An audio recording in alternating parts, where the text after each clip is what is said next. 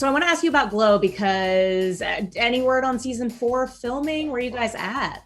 We're supposedly coming back 2021. There's no specific date, but we have gotten a word from Netflix that just with all the logistics of both the pandemic and it being a large scale wrestling show with a high context, we are just going to defer for until 2021. And I'm really hopeful for the final season. Like I want us girls to have that closure.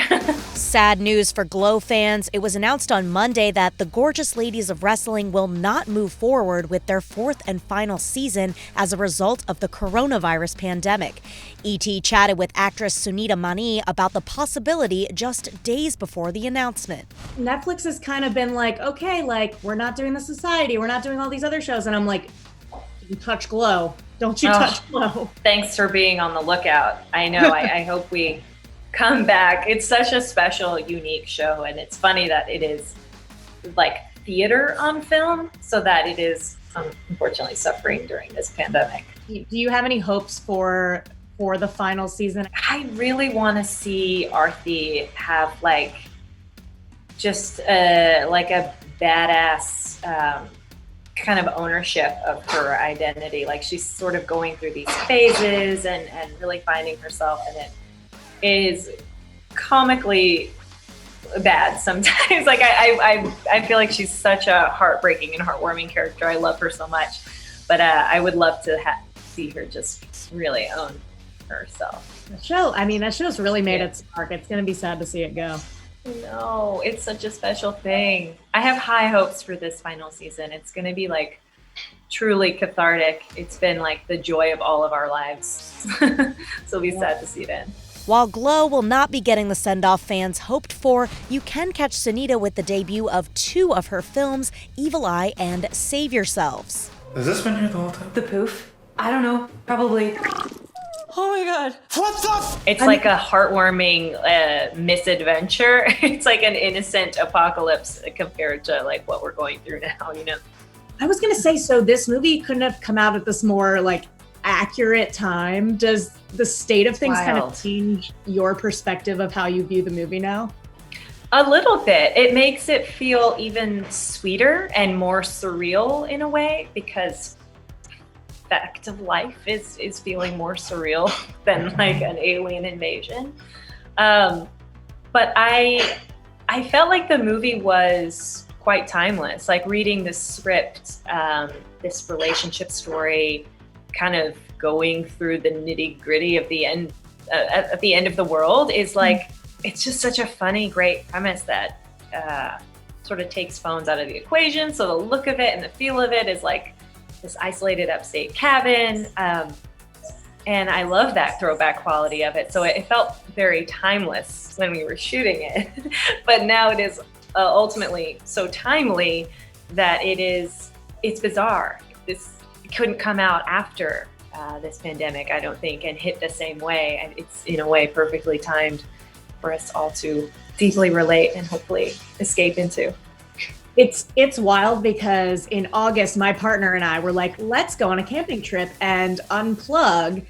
And I did the same thing as you, where I was like, I feel like I gotta like check my phone the entire time. It feels like so wild to do what they did in this moment, like knowing what we know now about like the state of the world and experiencing so many devastating things and changes, like rapid changes in the news cycle. Yeah, I agree. I find myself being Sue, like more and more, like being on the couch looking at my phone, like the parallels between myself and the character are even stronger now. And I like respect her choices so much more than like my own. I think, I'm like a more gross version of her, and she's quite capable. I don't want you to fall in love with the wrong man. Why can't you just be happy for me? I also want to talk about Evil Eye because I just watched this as part of the Blumhouse spooky season. Oh, cool. I loved your story, and it unravels in this like really psychological way. So I'm curious what appealed to you most about being a part of that story. I was drawn to like the sheer concept of it. I thought it was quite smart to like bring in the horror genre to this like to the story of reincarnation. I thought that was brilliant. Like I really appreciated that someone, a South Indian writer, was like fleshing out this concept that I grew up sort of familiar with, like evil eye as a concept. So I was really drawn to like the specific culturally Indian nature of it, and that it would feature emerging directors, like first-time directors, and this like emerging writer and an Indian cast, specifically Sarita Chowdhury. When I knew she was on board, that was like the tipping point for me of like, oh, well, then I'm doing this. So it was, a huge sell to work with an actress like her. It was so good. And just like the perspective of like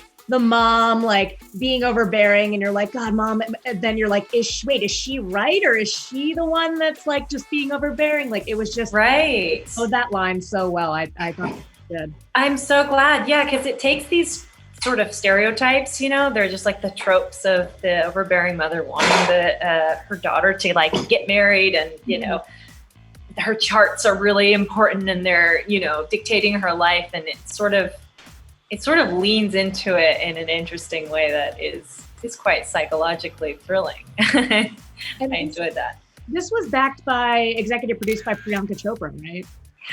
So, yeah, that was another thing. It's like Blumhouse, Amazon, and Priyanka Chopra Jonas all elevating this script and this idea, and all of us like coming together to make this movie.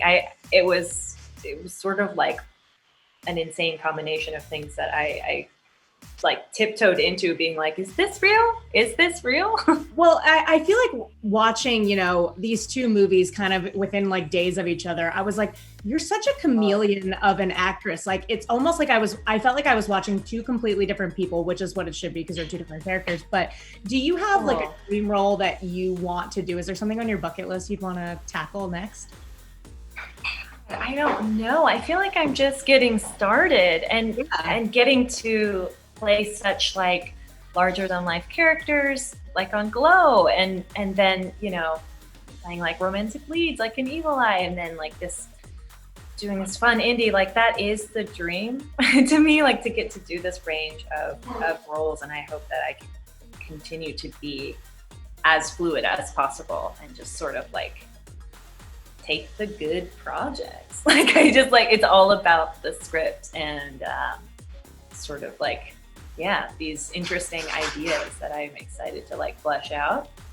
But I don't think there's anything specific. I'm just so happy to like be in this field working. It's like more than I could ask for, and I hope it keeps flowing. Well, you're absolutely killing it. It's so great to talk to you. Thank you. Thanks so much. This was lovely.